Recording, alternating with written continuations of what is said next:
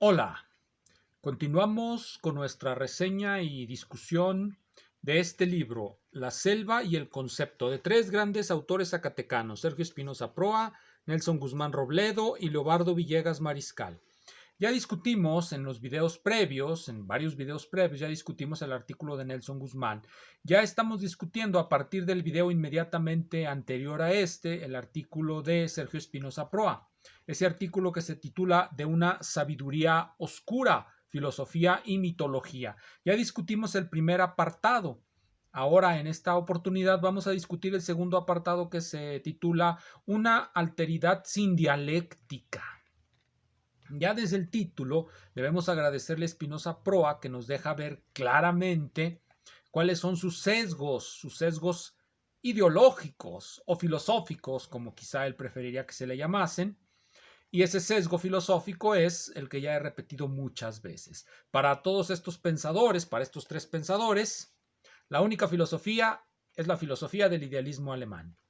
Y aquí me gustaría recordar algo antes de continuar, algo que me parece interesante.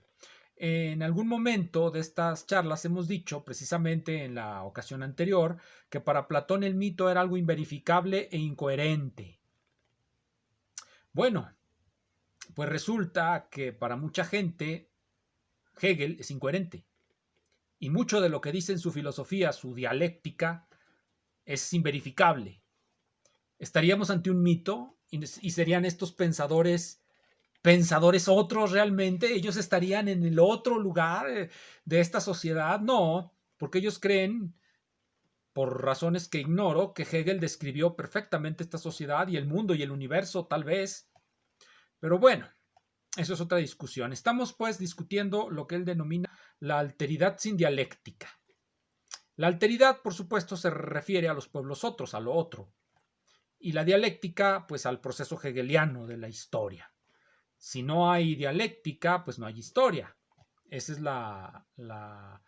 el axioma de nuestros pensadores, su dogma. Esa es la manera en cómo ellos describen el proceso histórico. Si no hay dialéctica, pues no hay historia. Aunque para muchos la dialéctica jamás existió, era una charlatanería. Pero bueno, como ya lo dije, esos son los sesgos, son los sesgos ideológico-filosóficos de estos pensadores. Y ellos están siempre peleando contra eso, contra Hegel y el concepto.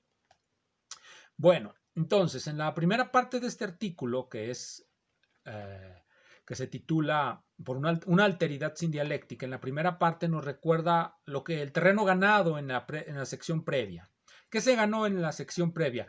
Pues bien, Spinoza Pro afirmó, él creyó argumentar que el pensamiento otro, el mito, no es reducible ni a la ciencia ni a la teología.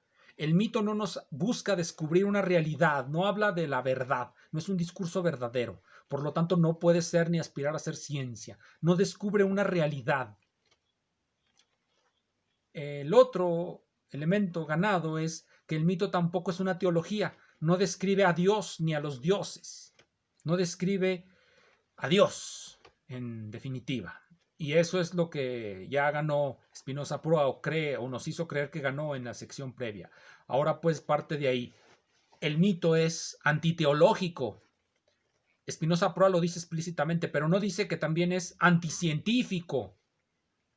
No debería de decir, ya que eso está íncito a lo que ha estado discutiendo. El mito no es teológico y no es científico. El mito no habla de la realidad ni habla de Dios. El mito habla de algo que se denomina lo real, o así lo va a denominar Spinoza Proa, me parece que lo saca de Michel Serres.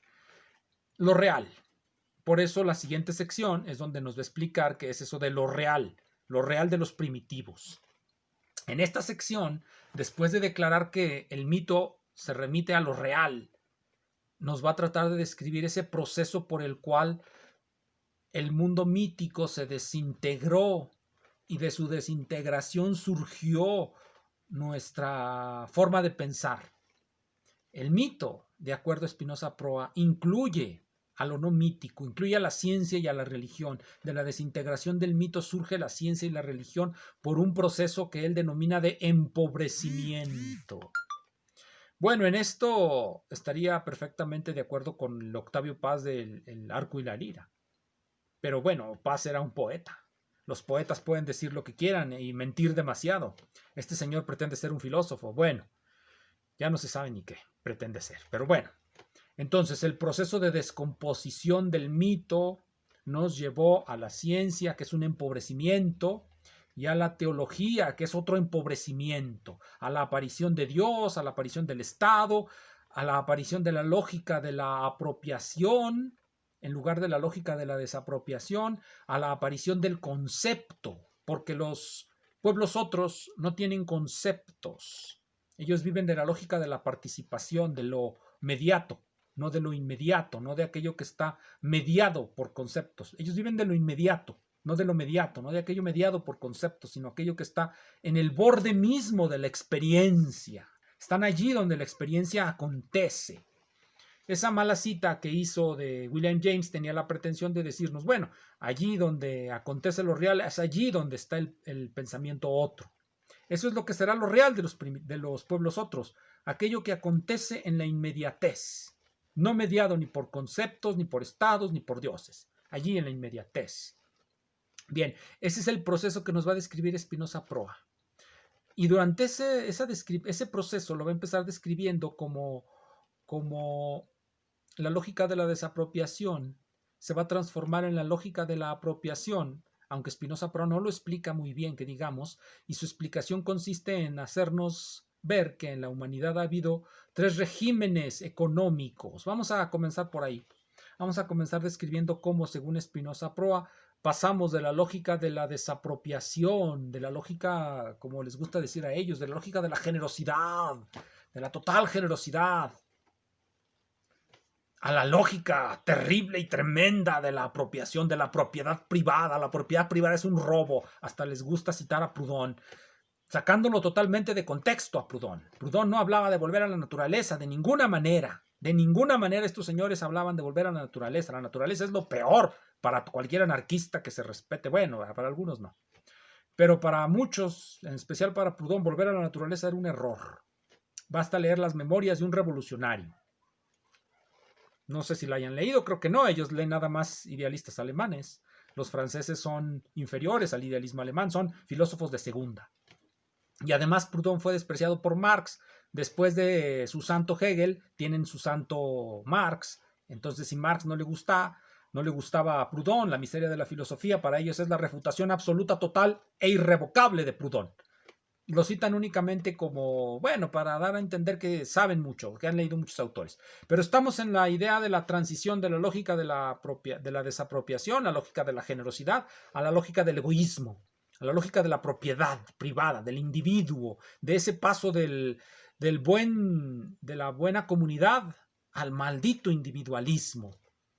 El individualismo también es una conquista social. El individuo únicamente puede surgir donde hay una sociedad lo suficientemente avanzada para poder permitir la aparición de esa individualidad. En una sociedad, aquí sí yo lo voy a llamar así, en una sociedad completamente atrasada necesitamos mantener los nexos emotivos con nuestros parientes, estar sujetos al terrible y horrible demonio del patriarcado, de nuestro padre que nos mantiene unidos a su poder económico y sexual y lo que se dice él, eso se hace.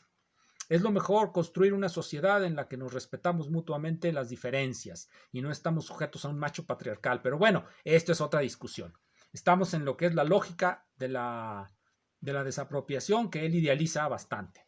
Bueno, voy a leerlo porque tiene un error y no quiero que me lo adjudiquen a mí.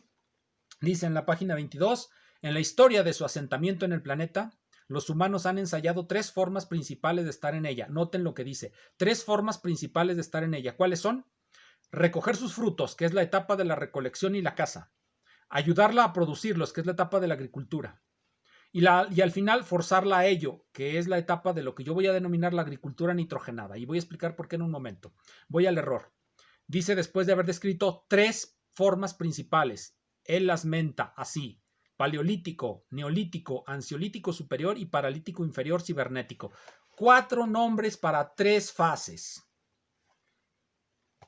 Les digo que el idealismo no deja nada bueno, no deja nada bueno. 4 nombres para 3 fases. Alguna de esas fases se llama de 2 maneras, está aplicando la lógica de la participación. Bueno, se entiende.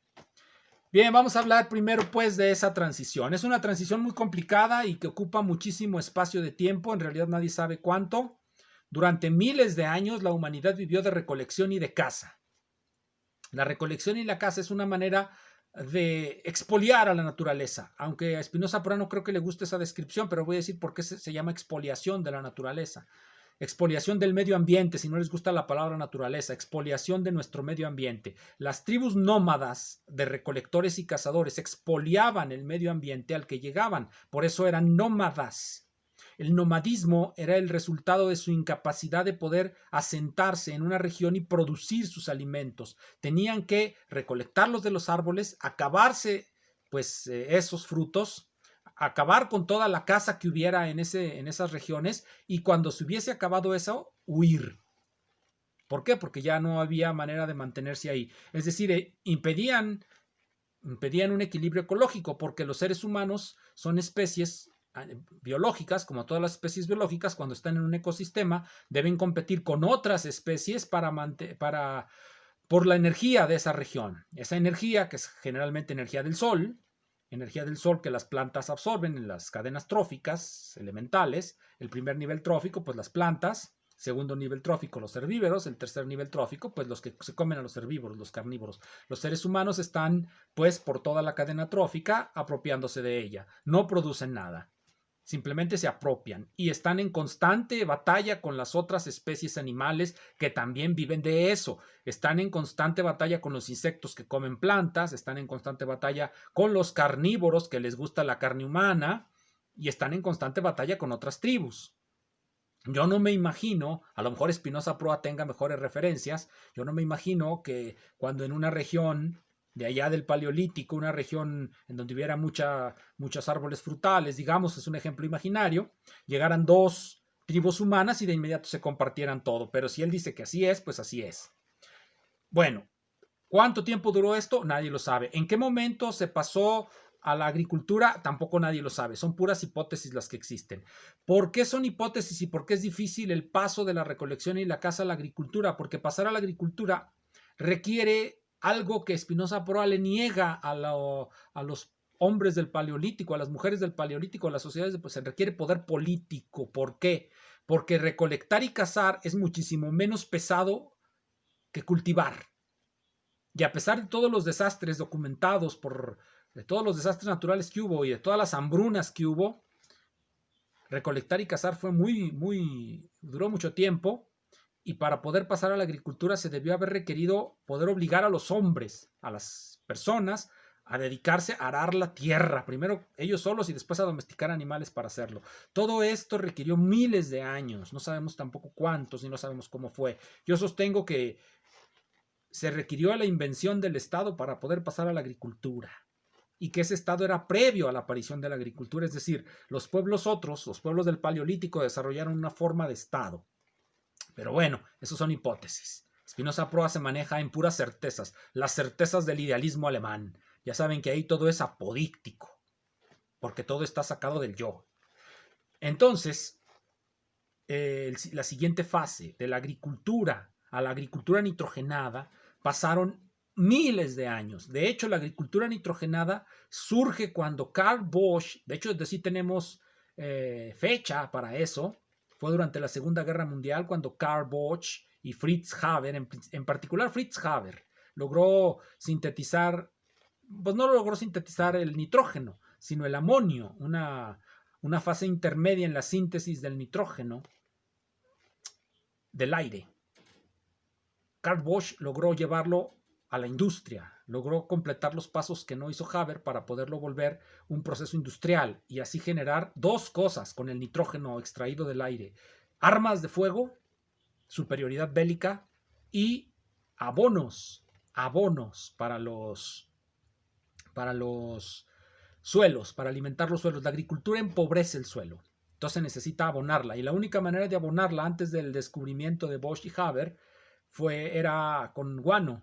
De hecho, se dice que la guerra entre Chile y Perú de 1839 fue precisamente para controlar las reservas de guano que le vendían a Inglaterra, que le vendían a las potencias. Pues es que así es como se hacen las cosas. Eso lo pueden leer en este libro, los orígenes del mundo moderno. Esto que les acabo de comentar viene precisamente en el capítulo 6, en la página 164. Lo dice así: la vida sobre la Tierra es parte de un ciclo global de nitrógeno, de la cual una muy pequeña porción de las vastas fuentes de nitrógeno en la atmósfera se vuelve disponible a través de plantas y animales. Es decir, del guano de los animales, de las plantas. Es como las plantas sintetizan, fijan el nitrógeno del aire, los animales herbívoros se las comen y las hacen desechos que los seres humanos aprovechan para construir armas y abonar los suelos. Hasta que Haber, Fritz y Bosch-Carr descubrieron la manera de hacerlo sin eso. Léanlo aquí. Y eso generaba guerras. Eso se llaman, de acuerdo a Marx, regímenes biológicos.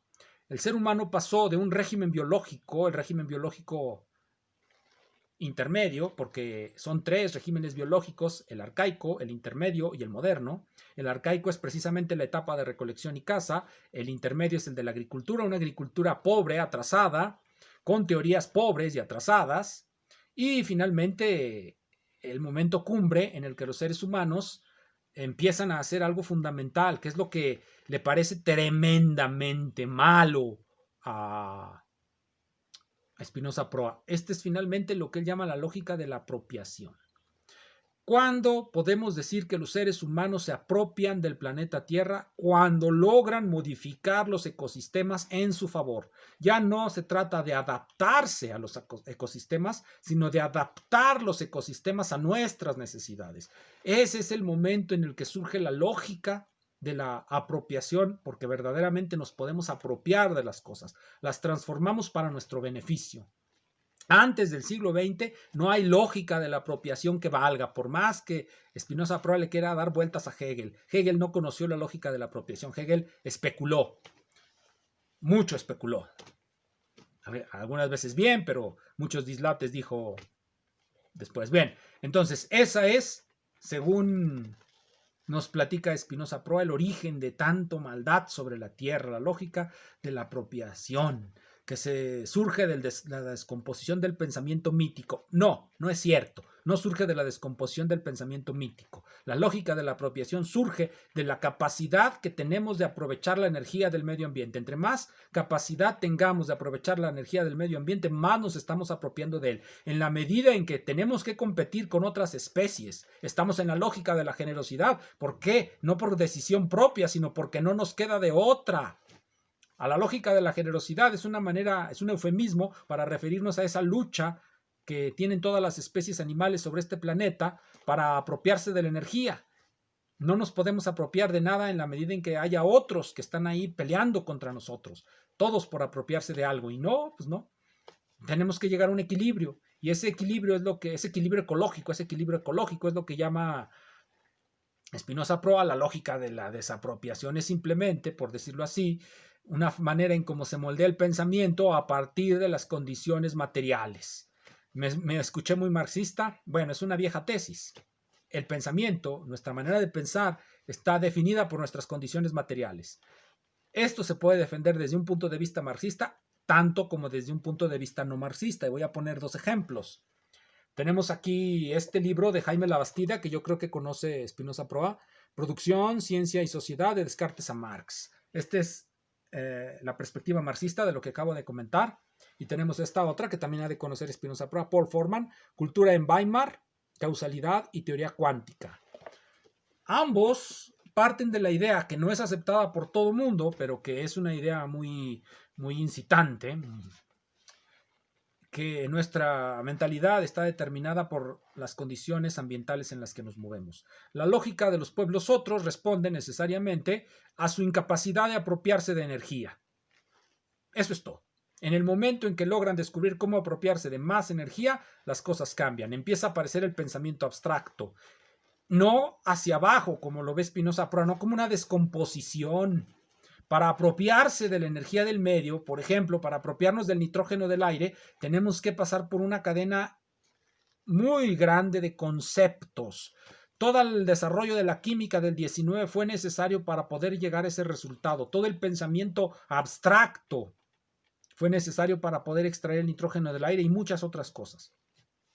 No hay una descomposición, hay una recomposición del pensamiento, el pensamiento que está apegado a lo real. Y aquí parece que me voy a ver muy hegeliano, y esto es lo que le disgusta a Spinoza a Proa, porque más o menos Hegel así parte en la fenomenología, la naturaleza, la sensibilidad, ¿cómo se llama en la fenomenología? La primera fase de la fenomenología, la certeza sensible, hasta llegar al saber absoluto.